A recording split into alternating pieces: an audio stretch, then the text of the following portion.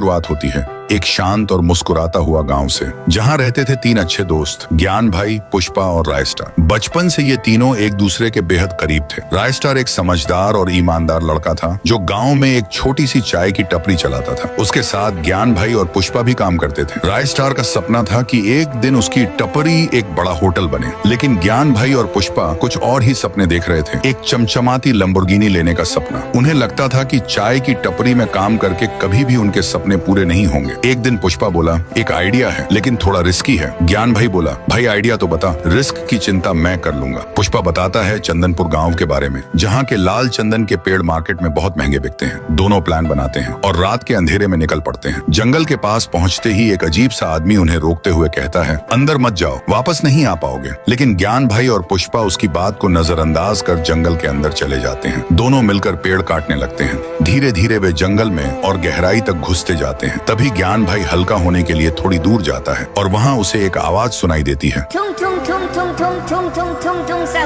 ज्ञान भाई डर जाता है। अचानक एक डरावना आदमी उसके सामने आ जाता है, लंबा लकड़ा। उसकी आंखों में गुस्सा भरा होता है। लंबा लकड़ा कहता है, तुम लोगों ने मेरे पेड़ काटे, अब तुम्हारा भी यही अंजाम होगा। और वो वहीं ज्ञान भाई को मार देता है। पुष्पा जब उसे ढूंढने आता है तो ज्ञान की लाश देखकर घबरा जाता है। वो भागने लगता है, लेकिन तभी उसके पीछे भी लंबा लकड़ा आ जाता है। पुष्पा भी बच नहीं पाता। अगले दिन सुबह राय स्टार अकेला दुकान पर होता है। तभी एक पुलिस जीप आकर रुकती है। पुलिस वाला कहता है, चंदनपुर के पास 2 लाशें मिली हैं, क्या ये तुम्हारे दोस्त थे? राय स्टार सदमे में चला जाता है। जब वह चंदनपुर पहुंचता है और अपने दोस्तों की लाश देखता है तो टूट जाता है। तभी उसे वही अजीब आदमी मिलता है जिसने रात में ज्ञान और पुष्पा को रोका था। वो आदमी कहता है, मैंने मना किया था, मत जाओ, लंबा लकड़ा मार डालेगा, लेकिन उन्होंने मेरी बात नहीं मानी। राय स्टार समझ जाता है जंगल में कुछ है, कुछ बहुत खतरनाक। उस रात के 2 बजे राय स्टार अकेला उसी जंगल में जाता है। वहीं पेड़ के नीचे बैठ जाता है, शांत। तभी वही आवाज आती है, tung tung tung tung tung tung tung tung tung सहूर।